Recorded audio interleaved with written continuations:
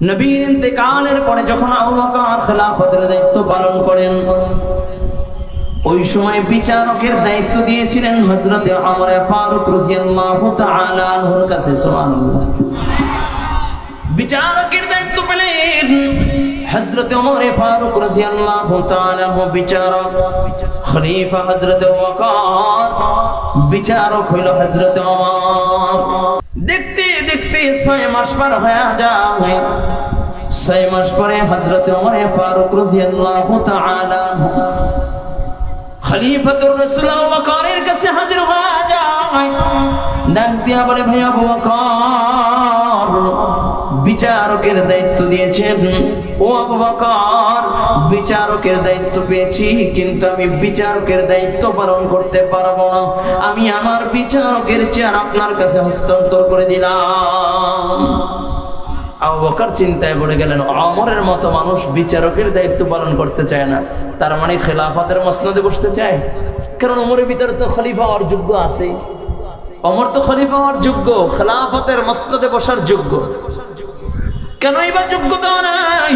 কেন যোগ্য হবেন না? আল্লাহর নবী যার ব্যাপারে বলেছেন, লাকানা বাদিনা বিয়ান লাকানা ওমর। ইসলাম সে তো পরশমণি, তারকে পেয়েছি খুঁজি, পরশে যাহার শোনা হলো যারা, তাদের এই মোরা বুঝি। বলেছেন হযরত রাসূল শেষ পয়গম্বর, আমার পরে যদি নবী হতো কেউ, হতো ঠিক সেই ওমর। অর্ধ পৃথিবীর শাসন করেছেন দুনিয়ার তখতে বসি, খেজুর পাতার প্রাসাদ ছিল যাহার, বারে বারে গেছে খুশি। শুধু আঙ্গুল হিলনে শাসন করে দিন এ জগতের, মুহাম্মাদের চরণে রেখেছিলেন শেষ অংশের। চিল্লায় কোন আল্লাহু আকবার। যার ব্যাপারে আল্লাহর নবী বলেন, লাকানা বাদি নবিয়ান লাকানা ওমর। আল্লাহ তাআলা যদি আমার পরে যদি কাউকে নবী হিসেবে দুনিয়ায় পাঠাইতেন, তাহলে আল্লাহ তাআলা ওমরকে নবুয়তি দিতেন। বলুন সুবহানাল্লাহ। শুধু তাই না, আল্লাহ তাআলা ওমরের মানসা অনুযায়ী, ওমরের মেজাজ অনুযায়ী, ওমরের চিন্তা চেতনা অনুযায়ী আল্লাহ পাক রব্বুল আলামিন কোরআনুল কারীমের ভিতরে এক জায়গা আয়াতে কারিমা পাঠাইছে। বলুন সুবহানাল্লাহ। যেটা ওমর বলেছে সেটাই আল্লাহ তাআলা কোরআনুল কারীমের ভিতরে পাঠিয়ে দিয়েছে। সুবহানাল্লাহ। এত যোগ্যতা সম্পন্ন একজন লোক, কই শুধু যোগ্যতা সম্পূর্ণ তা নয়, হযরত আলী ওমরের ব্যাপারে বর্ণনা করেন, এ দুনিয়ার মানুষ শোনো, ওমর কেমন লোক। আমি আলী একদিন স্বপ্নের যুগে দেখলাম আল্লাহর নবী সরকারে দু আলম মুহাম্মদুর রাসূলুল্লাহ যখন ইন্তেকাল করলেন, খলিফাতুল মুসলিমিন ওমরের আমলনামায়, ওমরের জামানায় আমি স্বপ্নের যুগে দেখলাম মুহাম্মদুর রাসূলুল্লাহ, মদিনার নবী মুহাম্মদুর রাসূলুল্লাহ ফজরের নামাজের জামাতের ইমামতি করতেছেন। আমি আলী আল্লাহর নবীর পিছনে নামাজে দাঁড়ায় গেলাম। জোরে কান্না সুবহানাল্লাহ। আপনি আমি স্বপ্ন দেখি নায়ক নায়িকা, গায়ক গায়িকা, এক মগার ঘরের মগা আমার কয়, হুজুর আজকে আমি বড় ধন্য। কয় কেন? কয় স্বপ্নে দেখছি সাকিব খান। কি কয়? স্বপ্ন দেখছি সাকিব খান, এই জন্য ধন্য। ওই মিয়া, তুমি সাকিব খান আর সাকিব আল হাসানকে স্বপ্ন দেখে মজা পাও, আর আমাদের আকাবের বুজুর্গরা আল্লাহর নবীকে স্বপ্নে দেখে মজা পায়। বলুন সুবহানাল্লাহ। তারা আল্লাহর জান্নাত মাঝে মাঝে দেখে। বলুন সুবহানাল্লাহ। এই জন্য তো তাদের কোনো ভয় নাই। কয় 13টা বছর জেলখানায় বন্দী দেলোয়ার হোসেন সাইদি, আল্লামা দেলোয়ার হোসেন সাইদি, তারপর ভয় পায় নাই। কয় জেলখানায় শাহাদাত বরণ করেছে, ভয় পায় নাই। কারণ হইল ভয় কিসির? শাহাদাত বরণ করব, সোজা আল্লাহর জান্নাতে চলে যাব। ঠিক কি না? জোরে বলেন। উলামায়ে কেরাম দুনিয়ার কোনো কিছু লালন করে না, দুনিয়ার কোনো স্বপ্ন বাস্তবায়ন করতে চায় না। উলামায়ে কেরাম চায় আল্লাহ তাআলার সাথে স্বপ্ন, আল্লাহ তাআলার সাথে সম্পর্ক করতে। উলামায়ে কেরাম আল্লাহর নবীর আদর্শ বাস্তবায়ন করার জন্য নিজের জীবন যৌবন কোরবান করে দেয়, নিজের সর্বোচ্চ উজাড় করে দেয়। ঠিক কিনা? যারা বলেন, আরো যারা বলেন ঠিক কিনা? হযরত আলী বলেন, আমি দেখলাম মায়ার নবী রহমতে আরবি নবী মুহাম্মদ রাসূলুল্লাহ ফজরের নামাজের ইমামতি করতেছেন। আমি আলীও আল্লাহর নবীর পিছনে দাঁড়ায় গেলাম। নবী আমার নামাজ শেষ, সাহাবায়ে কেরামের দিকে মুখ করে বসলেন। এটা নবীর আদত। নবী ফজরের নামাজের পরে, আসরের নামাজের পরে সালাম ফিরে সাহাবায়ে কেরামের দিকে মুখ করে বসতেন। আলী বলেন আল্লাহর নবী আমাদের দিকে মুখ করে বসলেন। নবী আমাদের সাথে নসিহত করতেছেন, কথোপকথন করতেছেন। এমন সময় মদিনার এক মহিলা আয়েশা বলে, ও নবীর সাহাবীরা, এটা হইল আমার গাছের পয়লা খেজুর। এই খেজুরগুলো আমি আল্লাহর নবীকে হাদিয়া দিলাম। আল্লাহর নবী নিজে খাবেন, তার সাথীদেরকে খাওয়াবেন। হযরতে আলী বলেন আল্লাহর নবী সকলকে একটা একটা করে খেজুর দিলেন। আমি আলীকেও একটা খেজুর দিলেন। আমি খেজুরটাকে মুখে দিয়ে দিলাম। এমন সময় আজান হয়ে গেল, আমার ঘুম ভেঙে যায়। ঘুম থেকে জায়গা দেখি রাত্রবেলা নবী যে খেজুরটা আমাকে দিয়েছে, সেই খেজুরটা এখন পর্যন্ত সেই খেজুরের বিচি আমার মুখের ভিতরে বিদ্যমান। কত সুন্দর স্বপ্ন।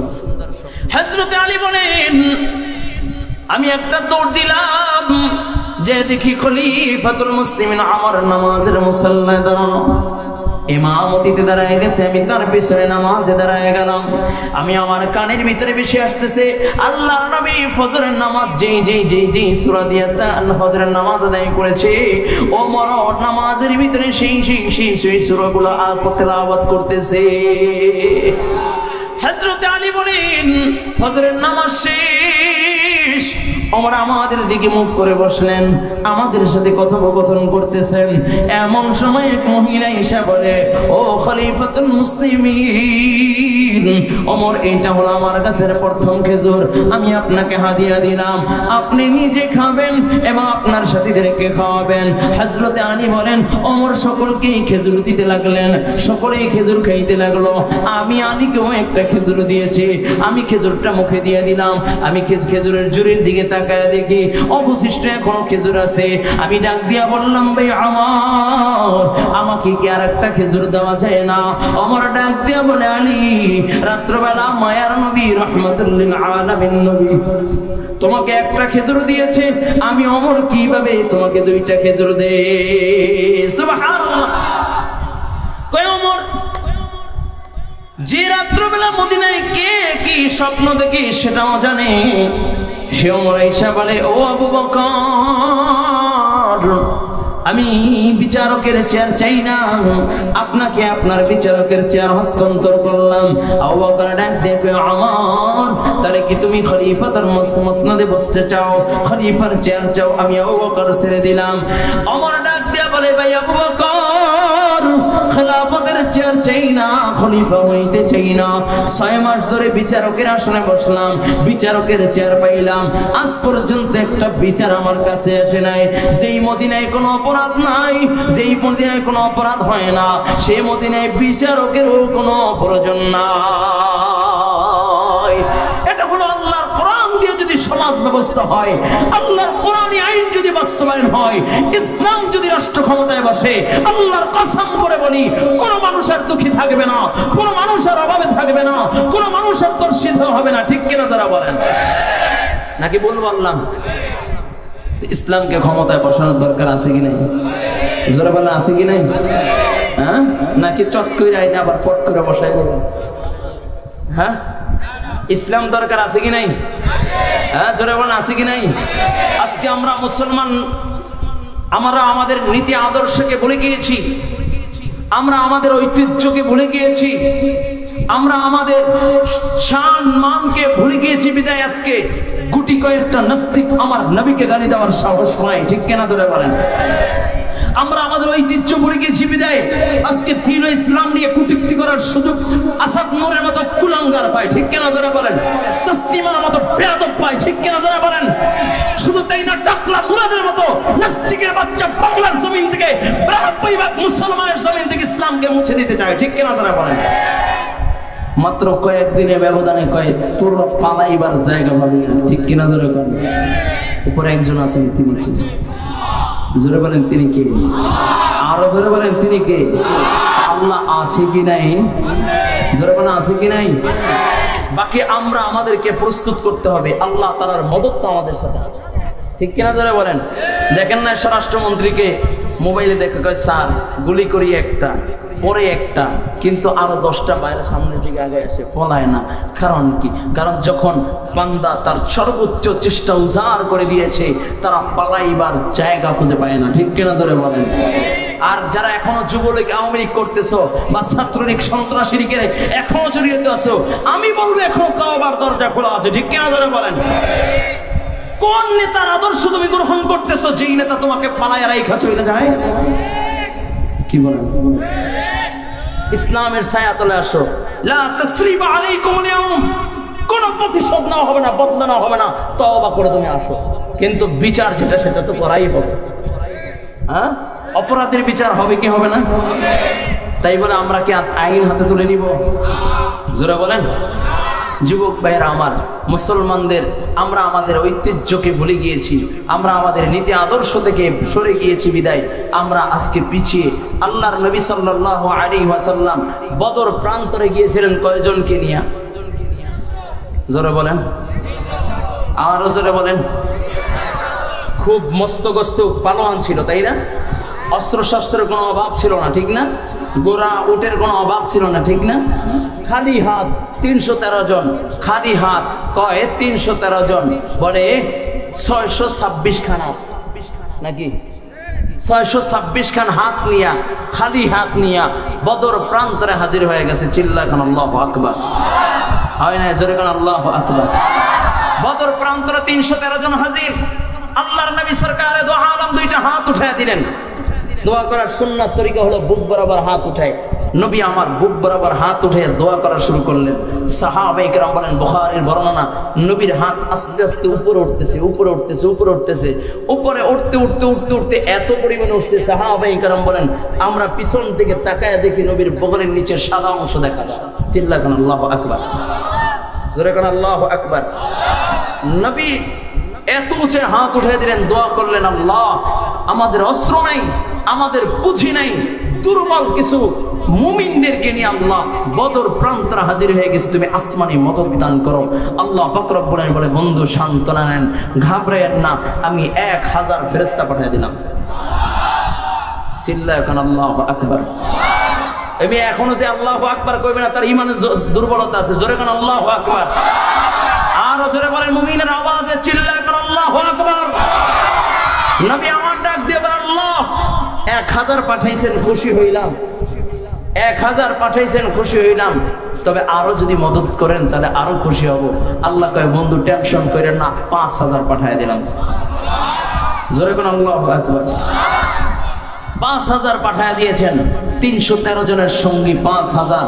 ঠিক মুসলমান, তোমরা তোমাদের ঈমানের উপর অটল হইয়া এক্ষুনি আল্লাহ ইব্রাহিম আলাইহিস সালাতু ওয়াস সালামের ঈমান বুকে নিয়ে যখন অগ্নির সামনে দাঁড়ায় যাবা, ধাক্কা দিয়েও যদি তোমাকে অগ্নির ভিতরে ফেলাইতে চায়, অগ্নিকে আল্লাহ তাআলা ফুলের বাগান বানায় দিবে। চিল্লায় আল্লাহু আকবার। শুধু তাই না, तमाम দুনিয়া যদি নমরুদের মতো ইব্রাহিমকে ধ্বংস করতে চায়, তুমিও যদি ইব্রাহিমের ভূমিকা পালন করো, আল্লাহ তাআলার দিকে মুতাওয়াজ্জ হয়ে ঈমানের উপর অটল থাকতে পারো, तमाम দুনিয়ার বেঈমানরা এক হয়ে যাবে, এক চুল পরিমাণে তোমাকে ধ্বংস করতে পারবে না, এক চুল পরিমাণে তোমার ক্ষতি করতে পারবে না। ঠিক কিনা যারা বলেন? নাকি বলবো আল্লাহ? মুসলমানদের ঈমানি জজবা আর পাওয়ার কেমন? খালিদ বিন ওয়ালিদ রাদিয়াল্লাহু তাআলা আনহু, নাম শুনছেন নি? খালিদ বিন ওয়ালিদ রাদিয়াল্লাহু তাআলা আনহু যুদ্ধের ময়দানে গেছেন, মাত্র 60 জন নিয়ে। কয়জন? জোরে বলেন, আর জোরে আওয়াজ করে। 60 জন নিয়ে খালিদ বিন ওয়ালিদ রাদিয়াল্লাহু তাআলা আনহু যুদ্ধের ময়দানে গেছেন। এমন সময় ওপাশে হলো 60,000, এ পাশে কয়জন? ওপাশে কত? এ পাশে মাত্র 60 জন। যুদ্ধের ময়দানে নেমে গেলেন। খালিদ বিন ওয়ালিদ বলেন, এই রাসূলের সাহাবীরা শোনো, তোমরা হইলো ঈমানদার মুমিন, মুসলমান হলো জিন্দা, तमाम দুনিয়ার বেঈমানরা হইলো মুর্দা। চিল্লায় এখন আল্লাহু আকবার। মুসলমান কি বলেন? জোরে বলেন। মুসলমান জিন্দা, तमाम দুনিয়ার বেঈমানের গোষ্ঠী হলো মুর্দা। কয় জিন্দা একজন যথেষ্ট, মুর্দার সামনে तमाम দুনিয়ার সব মুর্দা মুসলমান হলো জিন্দা, আমরা হলাম ঈমানদার মুমিন, আমরা জিন্দা, ভয় পাবার কোনো কারণ নাই। তবে যেহেতু 60,000 আসতেছে, তোমরা কিভাবে যুদ্ধ করবা? কয় তোমরা গোল হয়ে দাঁড়ায় যাও, তবে একজন আর আরেকজনের দিক চেহারা করে নাই, পিঠ করে গোল হয়ে দাঁড়ায় যাবা, পিঠ দিয়ে দাঁড়ায় যাবা। আর আমি খালিদ বিন ওয়ালিদ যখন বলবো নারায়ে তাকবীর, তোমরা আল্লাহু আকবারের স্লোগান দিবা। উপস্থিত সাথীরা বলেন, আমরা তাকায়া দেখলাম খালিদ বিন ওয়ালিদ রাদিয়াল্লাহু তাআলা আনহু যখন নারায়ে তাকবীরের স্লোগান দিচ্ছে, আমরা তাকায়া দেখলাম খালিদ বিন ওয়ালিদ রাদিয়াল্লাহু তাআলা আনহুর তরবারিটা এক নয় দুই নয় 60 হাত লম্বা হয়ে যাচ্ছে। চিল্লায় বলো আল্লাহু আকবার, নারায়ে তাকবীর। এরা মুমিন, আল্লাহর গোলাম, মুমিনদের ভিতরে ঈমানি পাওয়ার আছে, ঈমানি পাওয়ার আছে। तमाम দুনিয়ার বেঈমানরা হইল মুর্দা, মুমিনরা হইল জিন্দা। কারণ হলো মুমিনদের দ্বীনের ভিতরে আছে ঈমান। যুবক ভাইরা ভালো করে বুঝো, শুরুতে আয়াতে কারিমা তেলাওয়াত করেছি, প্রসঙ্গে কয়েকটি কথা বলবো। আল্লাহ পাক রব্বুল আলামিন বলেন, ওয়া মা খালাকুতুল জিন্না ওয়াল ইনসা ইল্লা লিয়াবুদুন।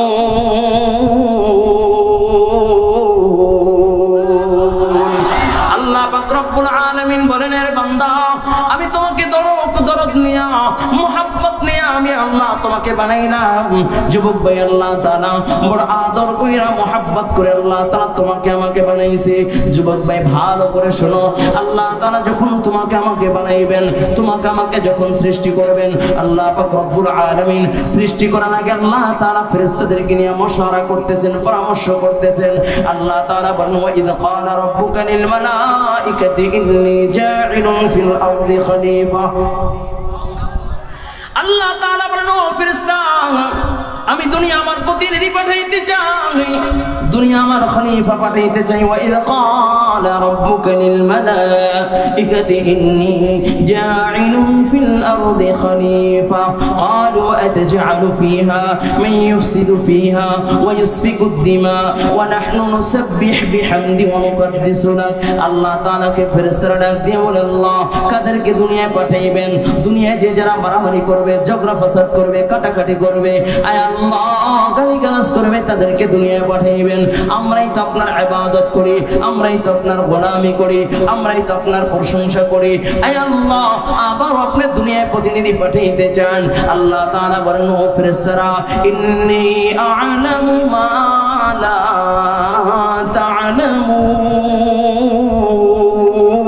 তা'লামুন। আল্লাহ ডাক দিয়া বলেন, ফেরেশতারা, আমি যা জানি তোমরা তা জানো না। চিল্লায় কোন আল্লাহু আকবার।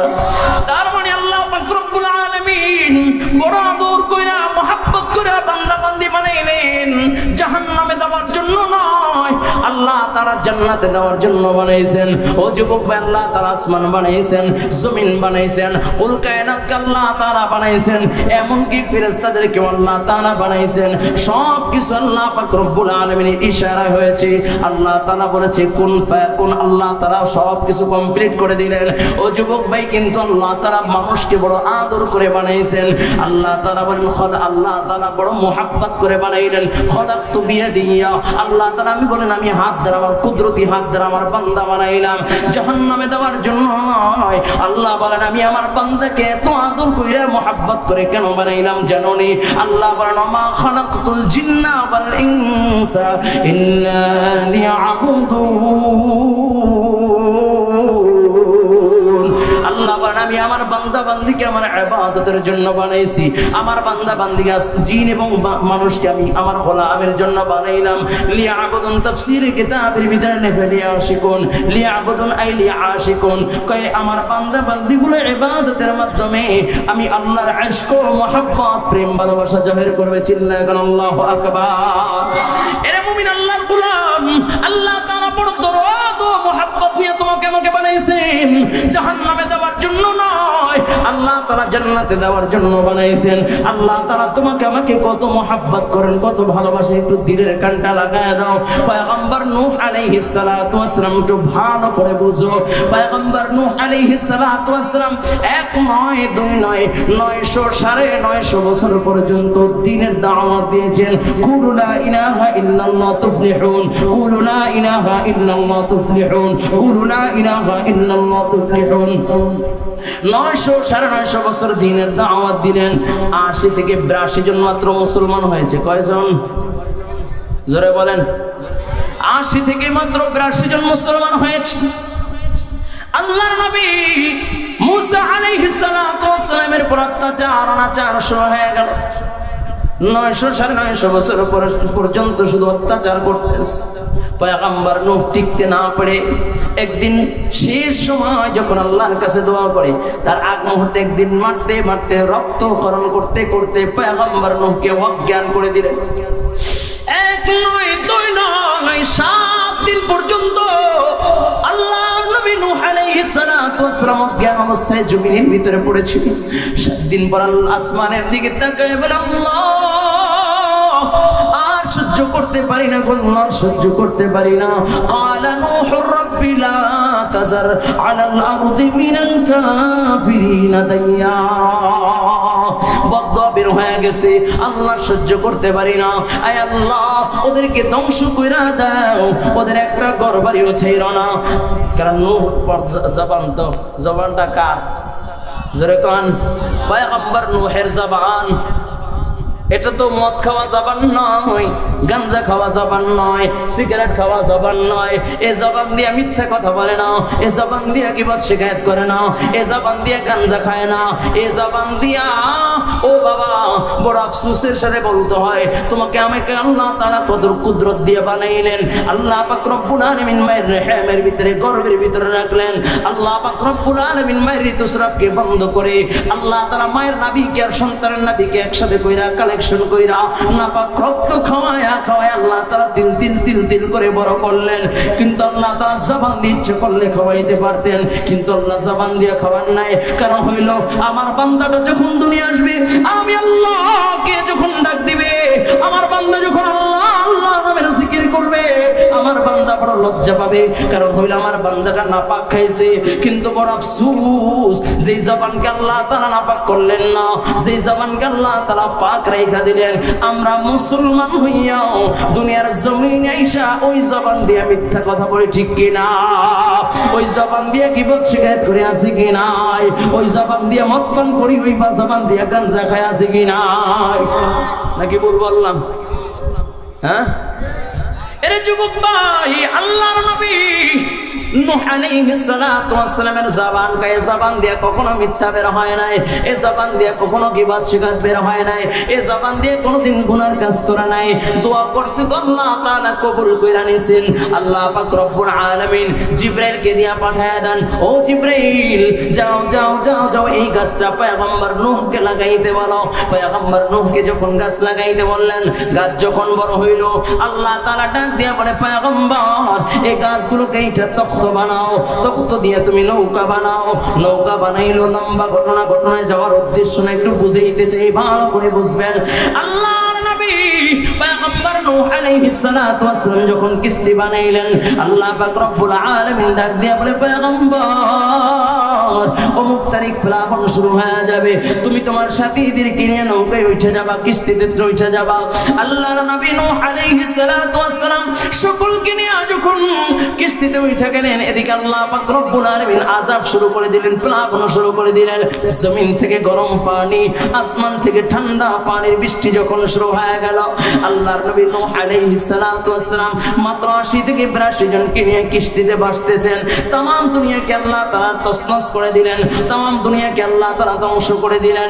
যখন মুহররমের 10 তারিখ জুদি নামক পাহাড়ে পয়গম্বর নূহ আলাইহিস সালাতু ওয়াস সালামের নৌকা যখন ল্যান্ড করলেন, ওখানে যখন ভিড়লেন, আল্লাহ পাক রব্বুল আলামিন পুনরায় এই জমিনকে আবার পয়গম্বর নূহের মাধ্যমে আবাদ করা শুরু করলেন, বংশ বিস্তার শুরু করলেন। 80 থেকে 82 জনের মাধ্যমে আল্লাহ পাক রব্বুল আলামিন একদিন পয়গম্বরকে ডাক দিয়ে বলেন, ও পয়গম্বর আমি আল্লাহর আদেশ, তুমি কিছু মাটির আসবাবপত্র বানাইবা, কিছু জিনিস বানাইবা, আসবাবপত্র বানাইবা। পয়গম্বর নূহ বলেন আল্লাহ কেমন বানাইবো? আল্লাহ কয় বানাইতে থাকো। সুবহানাল্লাহ। পয়গম্বর নূহ আলাইহিস সালাতু ওয়াস সালাম মাটির আসবাবপত্র বানাইতে লাগলেন। বানাইতেছেন বানাইতেছেন বানাইতেছেন বানাইতেছেন বানাইতে বানাইতে বানাইতে বানাইতে অনেক বানাইলেন। সুন্দর করে শুকায়া সাজায় রাখলেন। আল্লাহ পাক রব্বুল আলামিন ডাক দিয়া বলে পয়গম্বর এই মাটির আসবাবপত্রগুলো একটা একটা একটা একটা করে টাকায়া টাকায়া ভাঙা ফলাও। পয়গম্বর নূহ আল্লাহর আদেশ মানতেই হবে। টাকায়া টাকায় যখন মাটির আসবাবপত্রগুলো ভাঙতেছেন, এমন সময় চোখের পানি, চোখ থেকে অশ্রু ঝরতেছে। আল্লাহ তাআলা ডাক দিয়ে বলে পয়গম্বর কেন কান্না করতেছো? কিসের জন্য কান্না করতেছো? ডাক দিয়ে বলে আল্লাহ কেনই বা বানাইতে বললেন, আবার কেনই বা ভাঙতে বললেন? আয় আল্লাহ বুঝলাম না কিসের জন্য বানাইতে বলছেন, আবার কিসের জন্য ভাঙতে বললেন? আয় আল্লাহ। আল্লাহ কয় পয়গম্বর খুব কষ্ট হইতেছে। বলে হ্যাঁ আল্লাহ। কয় কেন কষ্ট হইতেছে? বলে কথা বলছিল নাকি? কয় না না। কয় তোমার সাথে কি হাঁটা চলা করছিল? কয় না না আল্লাহ। কয় রূহ দিয়েছিল? বলে না। তাহলে কেন কষ্ট হইতেছে? বলে আল্লাহ বড় কষ্ট করে বানাইছি, এই জন্য বড় মায়া লাগতেছে। আল্লাহ ডাক দিয়া বলে পয়গম্বর সামান্য কাদা মাটি দিয়া বানাইয়া তাকে ধ্বংস করতে তোমার খুব কষ্ট হয়, কিন্তু আমি আল্লাহর কাছে যখন দোয়া করছিলাম ক্বালা নূহুর রাব্বি লা তাযর আলাল আরদি মিনাল কাফিরিনা দাইয়ারা, তোমার জবানটা পবিত্র জবান, তাই আমি আল্লাহ ফেলাইয়া দিতে পারি নাই। আমি যখন প্লাবন দিলাম, তাম দুনিয়া যখন ধ্বংস হয়ে যাইতে লাগলো, প্লাবন দিয়ে যখন ধ্বংস করে দিতে লাগলাম, তখন আমি আল্লাহর বড় কষ্ট হয়েছিল। কারণ আমি তোকে রূহ দিয়েছিলাম, ওরা তো কথা বলতেছিল। আমি যখন প্লাবন দিলাম, ওরা তো ডানে বামে ছুটতেছিল, পালাইবার জন্য বড় রাস্তা খুঁজতেছিল। আমি আল্লাহর বড় মায়া লাগতেছিল। ও পয়গম্বর তুমি তাদের জন্য বরদোয়া না করেও তো হেদায়েতের দোয়া করতে পারতা। ও যুবক ভাই, আল্লাহ পাক রব্বুল আলামিন বড় আদর করে মায়া করে আল্লাহ তাআলা বানাইছেন ধ্বংস করার জন্য নয়, আল্লাহ তাআলা আযাব দেওয়ার জন্য নয়, জাহান্নামে দেওয়ার জন্য নয়। বড় আদর করে আল্লাহ তাআলা তোমাকে আমাকে বানাইছে, বড় মহব্বত করে আল্লাহ তাআলা তোমাকে আমাকে বানাইছে, বড় কুদরত দিয়ে আল্লাহ তাআলা তোমাকে আমাকে বানাইছে ওই জান্নাতের মালিক বানাইবার জন্য। কিন্তু যুবক ভাই বড় আফসোস, আজকে আমরা শয়তানের ওয়াসওয়াসায় পড়ে গেলাম, শয়তানের ধোঁকায় পড়ে গেলাম। ওই আল্লাহ তাআলাকে মানি না, রবের গোলামি করি না, রবের গোলামি করতেও চাই না। ঠিক কি না? নাকি ভুল বললাম? আজকে দুনিয়ার মোহে পড়লাম, দুনিয়ার পিছনে পড়ে আল্লাহ তাআলাকে ভুইলা গেলাম। আল্লাহ তাআলার গোলামি করতে চাই না, নামাজ পড়তে চাই না, ইবাদত করতে চাই না। ঠিক কিনা যারা বলেন? কিন্তু আল্লাহ পাক রব্বুল আলামিন আহকামুল হাকিমিন আল্লাহ তাআলা বান্দার দিকে কুদরতি নজর দিয়ে তাকাই রইছে। সুবহানাল্লাহ। আর জোরে বলেন সুবহানাল্লাহ। যদি আল্লাহ তাআলার কুদরতি নজর যদি তোমার আমার উপরে না থাকতো রে বাবা, আল্লাহ তাআলা যদি তোমাকে আমাকে দয়া না করতেন, তাহলে এই দুনিয়ার এক ঢক পানি, এক গ্লাস পানি পান করার মতো যোগ্যতা আমি ইমরান হোসেন মুজাহিদের নাই। ঠিক কিনা? কারণ বাবা আমি আমার অতীত মুতালা করলে দেখি এই মজমে আমার মতো গুনাহগারের কেউ না, আমার মতো পাপী আর কেউ নাই। এই মজমায় আমরা যে এসেছি বাবা, যে পাও দিয়ে হাইটা হাইটা আসলাম এই পায়ের গুনাহ আছে, যে হাত দুটা উঁচা করলাম হাতের গুনাহ আছে, যে জবান দিয়ে কথা বলতেছি জবানের গুনাহ আছে, চোখের গুনাহ আছে। তোমার আমার জীবনটা গুনাহে জর্জরিত, কিন্তু আল্লাহ পাক রব্বুল আলামিন তো গুনাহ করার জন্য বানায় নাই।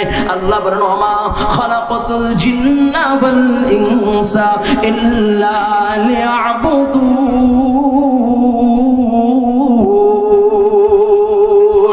আল্লাহ তাআলা ইবাদতের জন্য তোমাকে আমাকে বানাইছেন, আল্লাহ তাআলা তার গোলামের জন্য তোমাকে আমাকে বানাইছেন।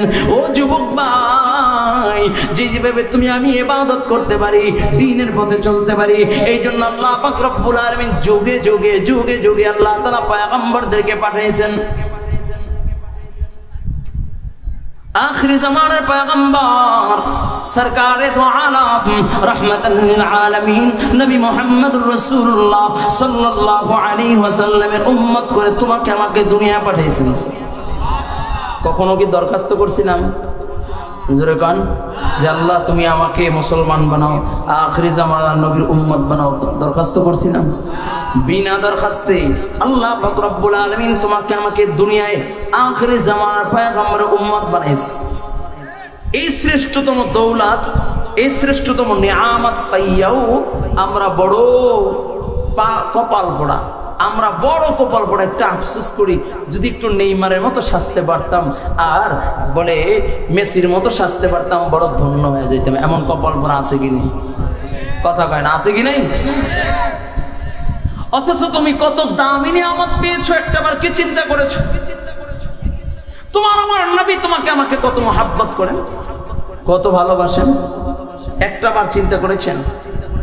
ভালো করে বুঝেন। আমরা তো আজকে হতভাগা, আজকে হিন্দুদের মন্দিরে যাই বড় আনন্দ পাই, কিন্তু মসজিদে যাইতে চাই না। কথা বলে না, কথা বলে না। পূজা তো মুসলমানদের ছাড়া জমেই না, আর মুসলমানদের মসজিদগুলো হাহাকার, ঠিক কিনা যারা বলেন? মুসলমানদের মসজিদে টাইলস লাগবে, মুসলমানদের মসজিদে ফ্যান লাগবে, সেটা দিতে চাই না। হিন্দুদের মণ্ডপে আমরা টাকা দিতে পারি, তাদের নাম গান বাজনায় আমরা সহযোগিতা করতে পারি, আছে কি নাই? বড় আফসোস লাগে। আল্লাহ তাআলা তো এই জন্য বানান নাই। একটু দিলের কানটা লাগায় দিই, দেখি দুইটা ফোঁটা চোখের পানি ঝরে কিনা। জীবনে তো কত গুনাহ করেছি, দুইটা ফোঁটা চোখের পানি ছেড়ে ছেড়ে কান্না করব। হয়তোবা আজকে এই দুই ফোঁটা চোখের পানি কাল কিয়ামতের ময়দানে নাজাতের জরিয়া হতে পারে। আল্লাহু আকবার। কারণ রাসূল বলে হুররিমাতিন নার আলা মান বাকাত মিন খাশিয়াতিল্লাহ। রাসূল কয় যেই চক্ষু দিয়া জাহান্নামের ভয়ে অশ্রু ঝরে, আল্লাহ তাআলা তার জন্য জাহান্নামের আগুন হারাম করে দেয়। চিল্লাবেন আল্লাহু আকবার। আর জোরে বলে আল্লাহু আকবার। আপনি আমি তো এত কান্নাকাটি করার দরকার কি? দুনিয়ার রং তামাশা সীমিত মানুষের জন্য পেয়েছি, একটু আনন্দ উল্লাস না করলে হয়? একটু যদি রং তামাশার ভিতরে ডুবে না থাকি, তাহলে বুড়ো হইলে কি রং তামাশা করবো? আছে কি নাই? অথচ আল্লাহ তাআলা বলেন ফালিয়াদহাকু কালিলাম ওয়ালিয়াবকু কাসীরা। আল্লাহ তাআলা কয় কম কম হাসো, বেশি বেশি কাঁদো। রাসূল কয় হুররিমাতিন নার আলা মান বাকাত মিন খাশিয়াতিল্লাহ। সিল্লাকান আল্লাহু আকবার। আর জোরে কান আল্লাহু আকবার। রাসূলের সাহাবীরা যাদের জিন্দেগীর সমস্ত গুনাহ মাফ, যাদের জন্য আল্লাহ রাসূল তার পবিত্র জবান দিয়ে জান্নাতের খুশখবরি দিয়ে দিয়েছেন, তারা পর্যন্ত কান্না করেছেন। বলুন সুবহানাল্লাহ। হযরত ওসমান গনি রাদিয়াল্লাহু তাআলা যখন কবরের পাশ দিয়ে হাঁটতেন, কান্না করতেন। প্রশ্ন করা হলো, আপনি জান্নাত জাহান্নামের আলোচনা করলেও এত কান্না করেন না, কবরের পাশ দিয়ে হাঁটলে যে পরিমাণে কান্না করেন? কয় এই কবর হলো মুসলমানদের জন্য প্রথম ঘাঁটি। এই কবরে যে মাপ পেয়ে গেছে, সবগুলো ঘাঁটিতেই মাপ পেয়ে যাবে। আর কবরে যদি কেউ ধরা খেয়ে যায়, সবগুলো ঘাঁটিতেই ধরা খেয়ে যাবে। ও যুবক ভাই, আমরা তো কবরের সামনে দাঁড়ায় দাঁড়ায় চেন কুইলা দাঁড়ায় পোশাক করে, আছে কি নাই? আছে কি নাই? আবু বকর সিদ্দিক রাদিয়াল্লাহু তাআলা গভীর রাতে উঠা জান্নাতুল বাকিতে কান্না করতেছেন। সাথীরা এসে ডাক দেয়া, আবু বকর কেন কান্না করেন? কিসের জন্য কান্না করেন? কইখানে আমার কত দুস্থ আহবাব ঘুমায়, যাদের জীবনের গুনাহ মাফ, যাদের জানাজা আল্লাহর নবী পড়েছেন, যাদেরকে আল্লাহর নবী নিজে কবরে রেখেছেন। আমি আবু বকর কান্না করি, আমার না জানি কি হবে, কি জবাব দিব অন্ধকার কবরে গিয়ে, এই ভয়ে আমি কান্না করি। চিল্লায় কান আল্লাহু আকবার। আর জোরে কান আল্লাহু আকবার। অথচ আবু বকর তো আবু বকর। আল্লাহর নবী একদিন আয়েশাকে নিয়ে বের হলেন, জ্যোৎস্না রাত। আম্মা জান আয়েশা সিদ্দিকা রাদিয়াল্লাহু তাআলা আনহাকে প্রশ্ন করেন, আয়েশা এই যে আকাশের তারকা কেউ গুনতে পারবে? আয়েশা বলি, ইয়া রাসূলুল্লাহ। আল্লাহর নবী বলেন, এই যে আকাশের তারকা দেখো, এই তারকার চেয়েও আমার কিছু উম্মত আছে যাদের নেকি এই তারকার চেয়েও বেশি। আল্লাহু আকবার। কোন হয় নাই? জোরে কর আল্লাহু আকবার। আয়েশা বড় আগ্রহ হইলেন, ইয়া রাসূলুল্লাহ কার এই তারকা আসমানে তারকার চেয়েও নাকি বেশি? একটু আমার জানতে মনে চায়। আগ্রহ নিয়ে শুনতে চাইলেন। আল্লাহর নবী বলেন, আয়েশা আমার অমরের আমল নামা আসমানের তারকার চেয়েও বেশি। বলুন সুবহানাল্লাহ। আম্মা জান আয়েশা সিদ্দিকা মাথাটা একটু নিচু করে দিয়ে চেহারাটা মলিন হয়ে গেছে, কারণ মনে মনে ভাবছিলেন মেয়েদের এবার বাবার প্রতি একটু দুর্বলতা বেশি। বাবার জন্য একটু মোহাব্বত বেশি। ইয়া রাসূলুল্লাহ, আল্লাহর নবী আয়েশার থুতনিতে হাত দিয়ে বলে, আয়েশা কি হয়েছে, মুখটা মলিন হয়ে গেল। আয়েশা বলে, ইয়া রাসূলুল্লাহ, আমার বাবা আবু বকরের কি কোনো আমল নাই, আবু বকরের কি কোনো নেকি নাই? নবী আমার দুইটা চোখের পানি ছেড়ে দিলেন। নবী ডাক দিয়ে বলে, আয়েশা আমার আবু বকরের কথা জানতে চাও? ও আয়েশা, আমার আবু বকরের কথা বলো। আমার আবু বকরের এক রাত্রে আমল নামা যদি এক পাল্লায় রাখা হয়, ওমরের গোটা জীবনের আমল নামা যদি অপর পাল্লায় রাখা হয়, আমার আবু বকরের আমল নামা ওজনদার হয়ে যাবে।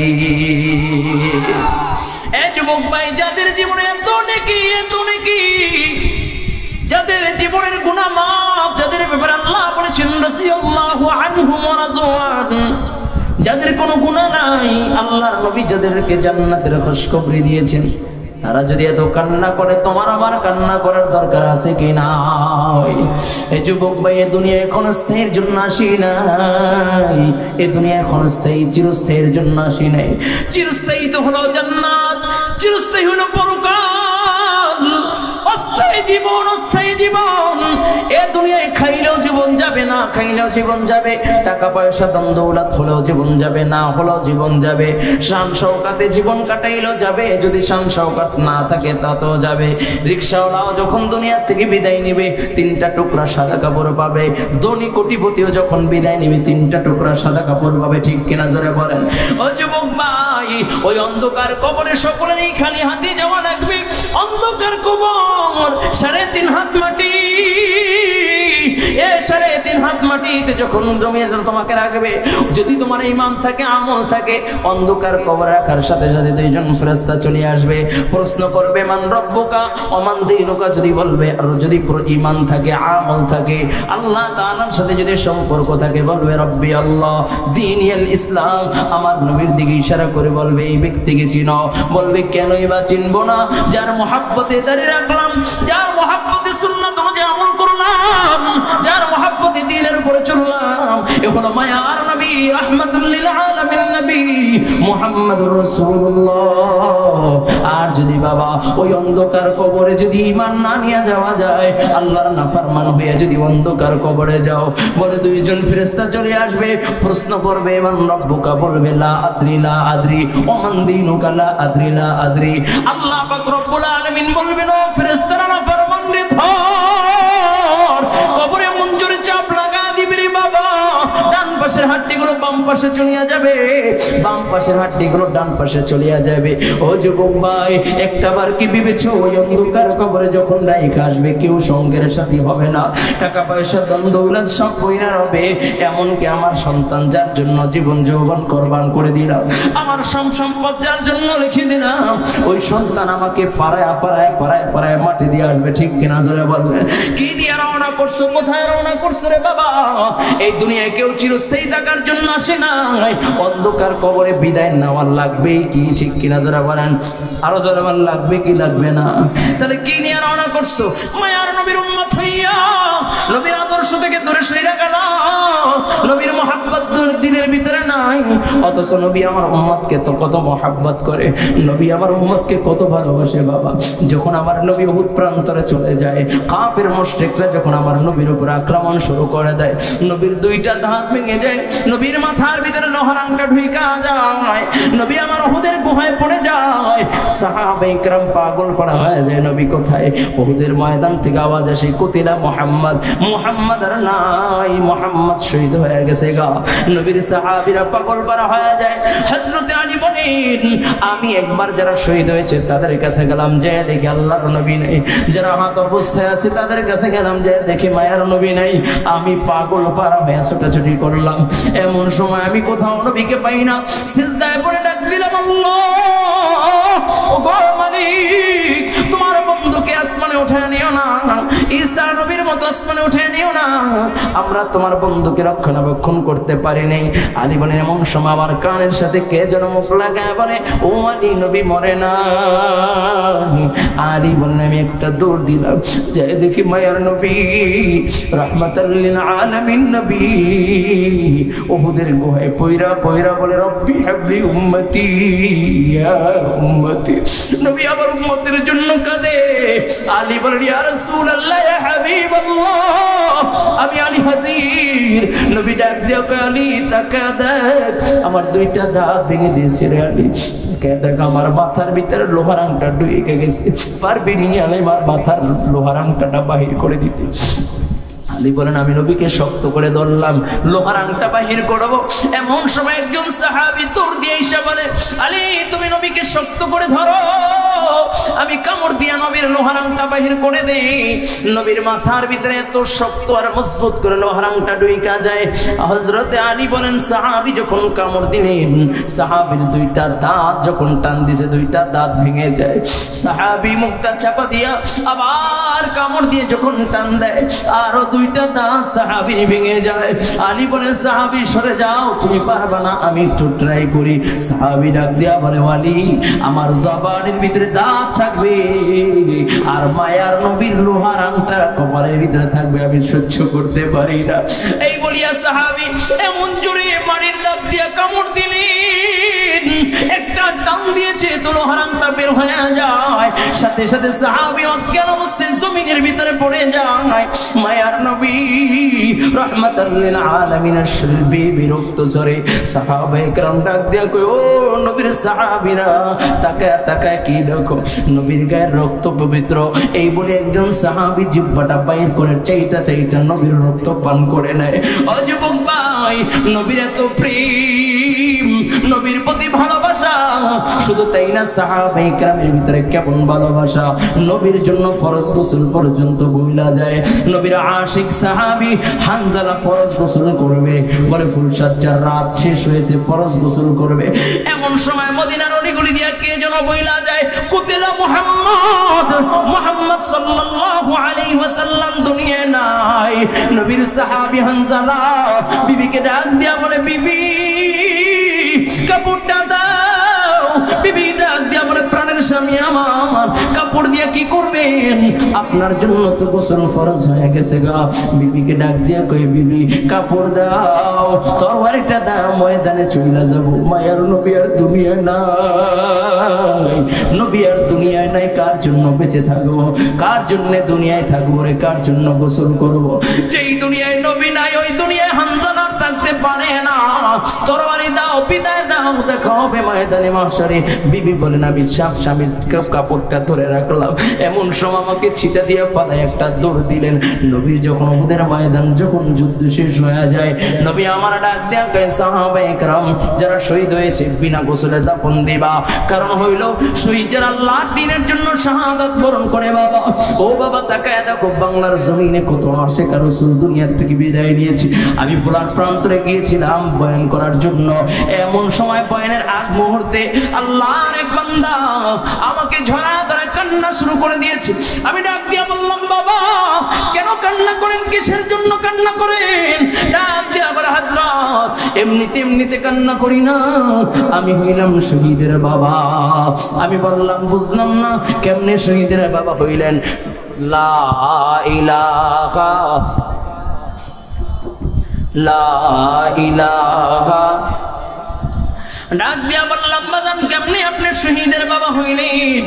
ডাক দিয়া বল হযরত ওই যে বলার মন্ত্রে নবীকে নিয়ে ব্যঙ্গ করেছেন, নবীকে নিয়ে কটূক্তি করেছেন, নবীর ইজ্জতের উপর আঘাত করেছেন, নবীকে নিয়ে কটূক্তি করেছেন কুলাঙ্গার।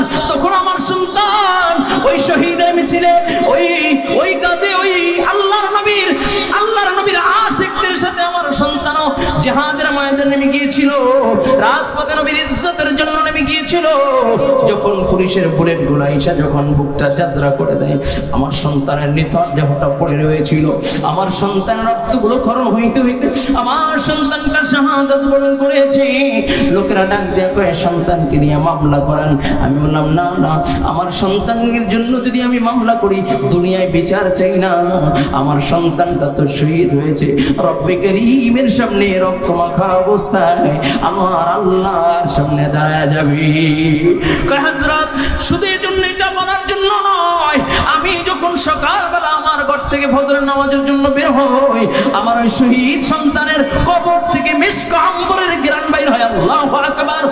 ও যুবক ভাই, মায়ার নবী ডাক দিয়ে বলেন সাহাবায়ে কেরাম, যারা শহীদ হয়েছে বিনা গোসলে দাফন দিবা, কারণ শহীদ যারা হয়েছে শহীদরা কাল কিয়ামতের ময়দানে যখন দাঁড়াইবে তাদের রক্তের ফোঁটা দিয়ে কেউ হাত নাই, কেউ পা নাই, কেউ গর্দান নাই, কাটা অবস্থায় দাঁড়াইয়া যাবে, আর তাদের শরীর থেকে রক্তের ফোঁটাগুলো ঝরনার মতো পড়তে থাকবে, আর প্রত্যেকটা রক্তের ফোঁটা দিয়ে মিশক আম্বরের ঘ্রাণ বাইর হইতে থাকবে। বলুন সুবহানাল্লাহ। নবী ডাক দিয়া কয় সাহাবায়ে কেরাম বিনা গোসলে দাফন দিবা। যখন সাহাবায়ে কেরাম শহীদদেরকে দাফন দিবে, এমন সময় তাকায় দেখাও লাকিস পাগল বেশ একটা মহিলা মুহূর্ত প্রান্তরে আসতেছে, নবীর সামনে দাঁড়ায় যায়, নবীকে ডাক দিয়া বলে ইয়া রাসূলুল্লাহ, ইয়া হাবিবাল্লাহ, ওগো মায়ার নবী, সকলকে বিনা গোসলে দাফন দিন, আমার স্বামীকে বিনা গোসলে দাফন দিবেন না। নবী আমার ডাক দিয়া কয় মহিলা তোমার স্বামীকে? বলে ইয়া রাসূলুল্লাহ, ইয়া হাবিবাল্লাহ, ওগো নবীজি, আমার স্বামী হইল আপনার আশিক সাহাবী হানজালা। নবী আমার ডাক দিয়া কই আমার হানজালা কখন আসলো? আমি তো আমার হানজালার বিবাহ পড়াইয়া দিয়ে আসছি। আমার হানজালা আবার কেমনে মদিনা থেকে উহুদ প্রান্তরে এসেছে? বলে ইয়া রাসূলুল্লাহ, ইয়া হাবিবাল্লাহ, শুধু উহুদ প্রান্তরে এসেছে তা নয়, হানজালা ফরজ গোসলের কথা পর্যন্ত ভুইলা গেছে। হানজালা ডাক দিয়া কয় কার জন্য আর গোসল করব গো? কাকে গোসল করে আমি আমার চেহারা দেখাইব? মায়ার নবী আর দুনিয়ায় নাই, যেই দেশে নবী নাই, যেই দেশে নবী নাই, যেই জগতে নবী নাই, ওই জগতে আর হানজালাও থাকতে চায় না। বলে ইয়া রাসূলুল্লাহ, ইয়া হাবিবাল্লাহ, আমার হানজালাকে গোসল না দিয়া দাফন দিবেন না। নবী আমার ডাক দিয়া কয় সাহাবায়ে কেরাম হানজালার লাশটাকে বের করো। সাহাবায়ে কেরাম যারা শহীদ হয়েছে লাশ খুঁজে কোথাও পায় না, যারা হত অবস্থায় পড়ে আছে তাদের কাছেও যায়, কোথাও পায় না। আল্লাহর নবীর কাছে ডাক দিয়ে বলেন ইয়া রাসূলুল্লাহ, আমার স্বামী কোথায়? নবীর চোখ বেয়ে বেয়ে অশ্রু ঝরতেছিল, নবী আমার কান্না শুরু করে দিয়েছিলেন। মহিলাটা চিল্লায় জমিনের ভিতরে পড়িয়া যায়, আর ডাক দিয়ে বলেন ইয়া রাসূলুল্লাহ, ইয়া হাবিবাল্লাহ, নবীজি আপনি কেন কান্না করেন গো নবীজি? আমার হানজালাকে কি আল্লাহ তাআলা জাহান্নামে দিয়ে দিয়েছে? নবী ডাক দেয়া কয় মহিলা, এটা কোনো দুঃখের কান্না নয়, এটা হলো সুখের কান্না। আরে সাহাবীরা শোনো, আমার হানজালাকে আল্লাহ তাআলা দুনিয়ার কোন সাধারণ পানি দিয়ে গোসল দিবেন না। আমার আল্লাহ হানজালার লাশটাকে আসমানে উঠায় নিয়েছেন, নিচে জিম্মাদার হইয়া জান্নাতি পানি দিয়া ফেরেশতাদের মাধ্যমে আমার হানজালার গোসলের ব্যবস্থা করেছে। বলুন সুবহানাল্লাহ, আল্লাহু আকবার।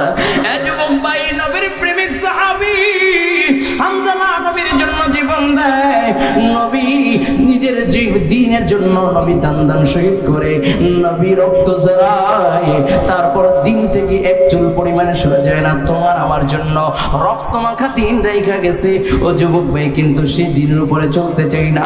নবী কত কষ্ট করেছে জানি, যে শহরে নবী আমার বড় হয়েছে, যে শহরটাকে আল্লাহ তাআলা নবীর জন্য সাজাইছে, ওই তায়েফের ময়দান, যে তায়েফের ময়দানে আমার নবী শিশুকাল কাটাইলেন, যে তায়েফের ময়দানে আল্লাহ তাআলা আমার নবীর জন্য বরকত দিলেন, ওই তায়েফের ময়দানে আমার নবী যখন দ্বীনের দাওয়াত নিয়ে গেলেন, তায়েফবাসী নবীর দাওয়াত মানলেন না, তায়েফবাসী নবীর দাওয়াতকে গ্রহণ করলেন না, বরং ছোট ছোট বাচ্চাদেরকে লীলা দিলেন, কয় মুহাম্মাদের দিকে পাথর নিক্ষেপ করবার, পাগল পাগল পাগল বলে পাথর নিক্ষেপ করবা। নবীর দিকে পাথর মানে সূচনা দেওয়ালো পাথর, গুলটির মাধ্যমে নবীর গায়ে মারে। যেই নবীর গায়ে মশা মাছি পড়া পর্যন্ত হারাম, সেই নবীর গায়ে যখন পাথরের আঘাতগুলো পড়ে ছিটকে মেরা রক্তগুলো বের হয়ে যায়, গড়ায় গড়ায় গড়ায় গড়ায় রক্ত বের হয়। নবীর পাগড়ি দিয়া ও রক্তগুলোকে মুইসা নাই। হযরতে যায়েদ বলে, ইয়া রাসূলুল্লাহ, ইয়া হাবিবাল্লাহ, পাগড়িটা লাল হয়ে গেল, আপনি কেন পাগড়ি দিয়ে রক্ত মুছতেছেন?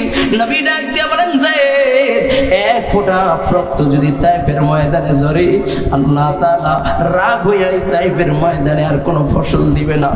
আল্লাহ তাআলা রাগ হইয়া এই তায়েফে আর কোনো ফসল দিবে না, তায়েফটাকে আল্লাহ ধ্বংস করে দিবেন। যায়েদ বলেন, নবী আমার রক্তগুলো পাগড়ি দিয়া মুছতেছে, পাগড়ি দিয়া মুছতেছে। হঠাৎ করে নবী আমার অজ্ঞান অবস্থায় পড়িয়া যায়। এক নয়, দুই নয়, তিনবার নবী আমার অজ্ঞান অবস্থায় পড়ে যায়। আর ডাক দিয়া কয়ে, যায় একটু পানি দিবানি? আমি পানির পিপাসায় অস্থির হয়ে গেলাম, আমার বুকটা ফাটিয়া যায়। যায়েদ বলেন, আমি একটা দৌড় দিলাম তায়েফের মানুষের ঘরে ঘরে, ডাক দিয়া বললাম, এ তায়েফবাসী, একটু পানি দিবানি? রাহমাতাল লিল আলামিন, একটু পানি পান করবি, একটু পানি দাও, পানি দাও। তায়েফবাসী আওয়াজ দিয়ে বলে, যায়েদ, আব্দুল্লাহর বেটা মুহাম্মাদের জন্য তায়েফে কোনো পানি নাই। যায়েদ আল্লাহর নবীর কাছে মুখটা মলিন করে চলে আসে। সে বলি, ইয়া রাসূলুল্লাহ, ইয়া হাবিবাল্লাহ, কোথা থেকে এক ফোঁটা পানি আপনার জন্য ম্যানেজ করতে পারি নাই। নবী আমার ডাক দিয়া বলে, যায়েদ, তাকায় দেখো, বকরির পাল দেখা যায়। ওই বকরির পাল থেকে একটা দুধ দহন করে, একটু বকরি দিয়ে দুধ দহন করে একটু আমার জন্য নিয়ে আস, কমস কম দুধ পান করে গলার পিপাসা একটু মিটাই। যায়েদ যখন উহুদ প্রান্তরে, যায়েদ তায়েফের ময়দানে শুধু নবী আর যায়েদ, উত্তপ্ত মরুভূমির ভিতরে পানির পিপাসায় নবী আবার কাতরায়। যায়েদ একটা দৌড় দিয়া বললেন, ও ভাই রাখাল ভাই, তোমার বকরির পাল থেকে একটা বকরি দিবানি, একটু দুধ দহন করে রহমাতাল লিল আলামিনকে একটু পান করাইব। রাখাল ডাক দিয়া বলে, ভাই, আমার পানির ভিতরে এমন কোন বকরি নাই যে বকরি দুধ দিতে পারে। আল্লাহর নবী ডাক দিয়া কয়, যায়েদ, বকরি থাকলে একটা আমার সামনে হাজির করো। যেই মাত্র বকরিটাকে হাজির করেছে, আল্লাহর নবী রাহমাতাল লিল আলামিন নবী বকরির দিকে যখন হাত বাড়া দিয়েছে, বকরিটা একবার আমার নবীর চেহারার দিকে তাকায়, আর একবার আসমানের দিকে তাকায়, একবার আমার নবীর চেহারার দিকে তাকায়, আবার আসমানের দিকে তাকায়। কিতাবের ভিতরে লেখে, বকরিটা বুঝাইতে চায়, বকরির যদি জবান থাকতো, বকরি এভাবে আল্লাহর কাছে ফরিয়াদ করতো, আল্লাহ, তোমার বন্ধুকে আমি দাওয়াত দিয়ে আনি নাই, তোমার বন্ধুকে যেহেতু আমার সামনে দাঁড়ায় করাইছো, আল্লাহ, আয় আল্লাহ, তোমার বন্ধুকে খালি হাতে ফিরাইয়া দিও না আল্লাহ। আয় আল্লাহ, আমার শরীরের সবটুকু রক্ত আল্লাহ তুমি দুধ বানায়া তোমার বন্ধুর সামনে হাজির করায়া দাও।